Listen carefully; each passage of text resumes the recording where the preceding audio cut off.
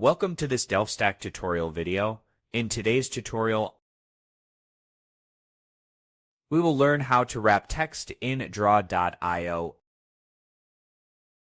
Text wrapping helps keep long text neatly contained inside shapes for better readability. First, open your diagram in Draw.io and double-click inside the text to edit it.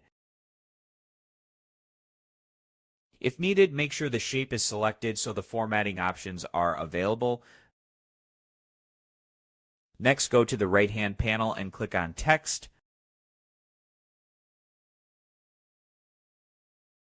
Look for the option labeled Wrap Text or Word Wrap. Toggle it on so the text automatically moves to the next line. The text will wrap within the shape. Resize the shape if needed to adjust how the text fits inside. And that's it.